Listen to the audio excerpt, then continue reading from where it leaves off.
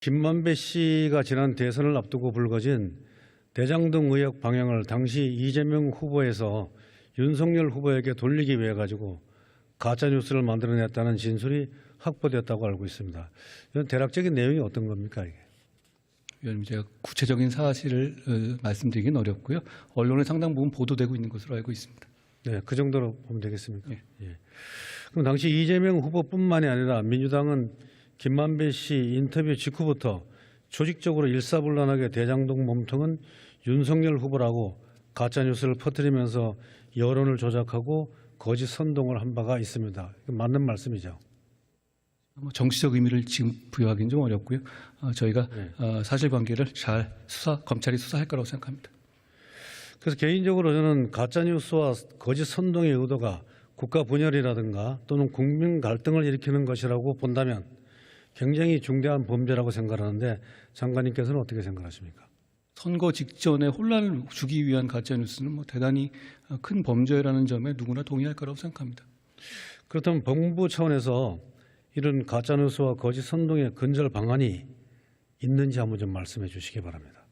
결국은 아까 제가 처음 말씀드렸다시피 그거 흐지부지 넘어가고 결과적으로 보면 가짜뉴스를 퍼뜨린 것이 정치적으로나 경제적으로 이익이 되는 일이 반복되어 왔기 때문에 근절되지 않는 거라고 생각합니다.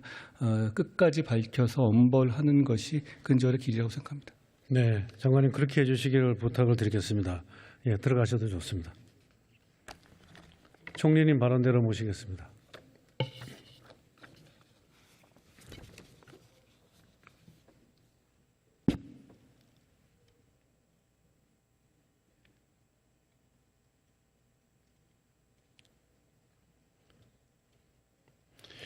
총리님 오늘 홍범도 장군 문제에 대해 가지고 많은 질문을 받고 계시는데 저도 이 문제에 대한 좀 질의를 드리겠습니다. 홍범도 장군의 일생에 있어서 독립추사로서의 활동 자체는 충분히 인정되고 존경받아야 되는 것만은 명확한 사실입니다. 그런데 홍범도 장군이 독립운동을 하던 중에 1927년 소련에서 공산당에 입당한 것 또한 사실로 인정은 되는 부분이죠. 네.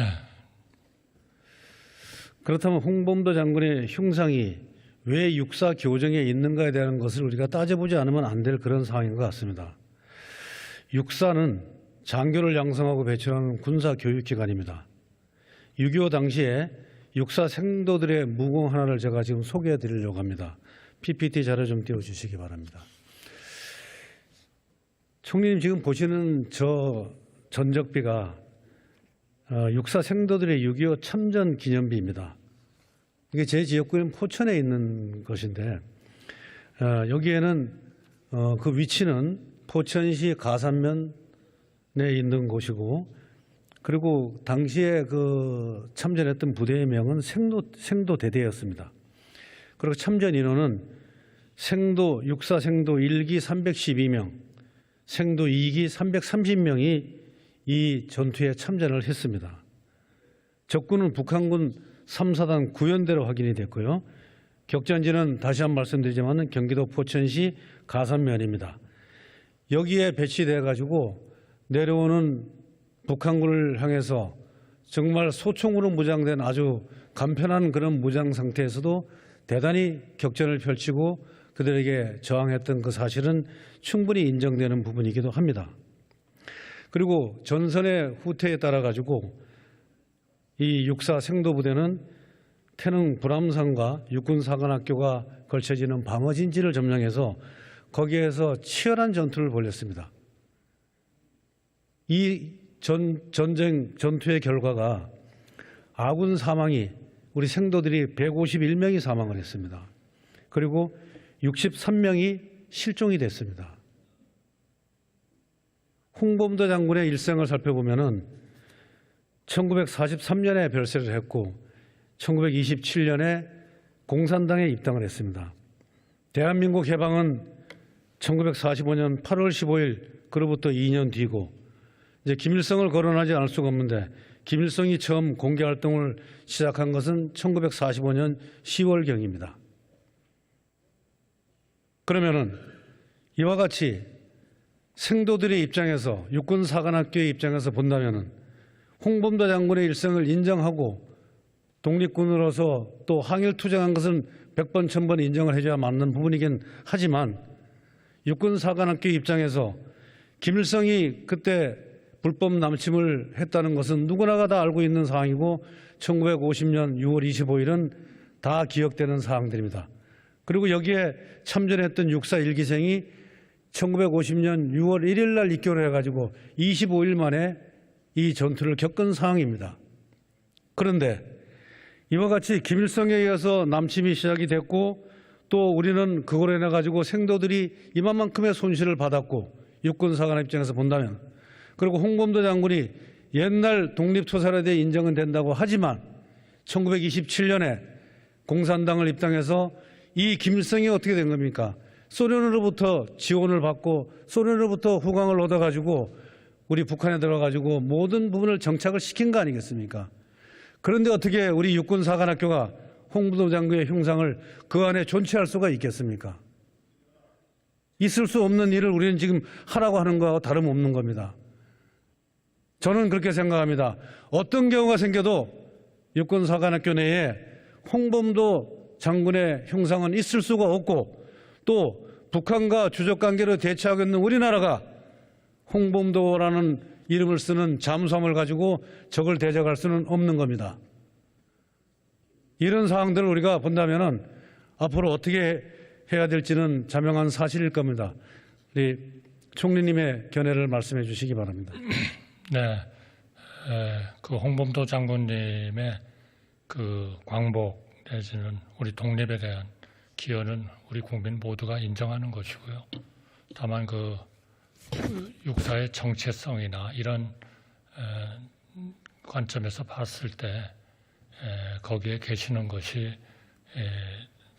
합리적인가 적절한가 하는 데 대해서 계속 문제가 있었고 또 작년도에 국정감사에서도 문제가 제기돼서 육사가 그런 계획을 만들고 집행하려고 하는 그런 과정에 있다.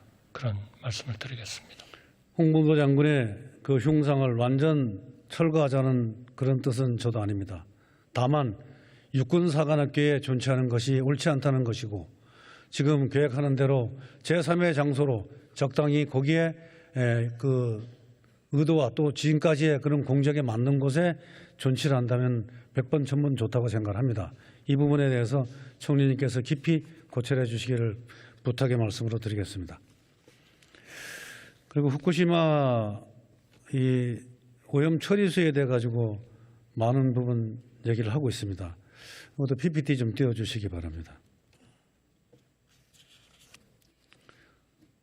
한국해양과학기술원에서 시뮬레이션을 한 결과가 이렇게 나와 있는데 저기에 보면은 조금 진하게 나와 있는 부분과 옅은 부분이 있습니다. 그런데 우리는 이 문제를 후쿠시마 원전 처리수 문제가 왜 한일 관계에 국한되어 가지고 계속 다뤄져야 되는데 돼 가지고 많은 우려를 하고 있는 것입니다. 총리님, 태평양을 낀 모든 국가들이 해당이 되는 것인데 왜 한일 관계로 자꾸 압축이 되는지 이 부분이 답답합니다. 견해를 좀 말씀해 주십시오. 네, 미국도 관련이 있고 많은 나라들이 관련이 됩니다. 그 나라들은 IAEA와 일본의 방류 계획이 과학적 그런 그 타당성을 가지고 있고 그것이 과학적으로 방류된다면 우리 인체나 해양에 큰 문제가 없다 이런 판단을 하고 있는 것이고요. 지금 그 반대하시는 분들은 그 과학적으로 처리된다 하는 것에 대한 과학적으로 처리된다는 그거는 빼시고 오염수가 그대로 방류되는 것처럼 그렇게 이해를 하고 계신 거 아닌가. 그래서 그거는 정말 잘못된 이해다. 그렇게 말씀드리고 싶습니다.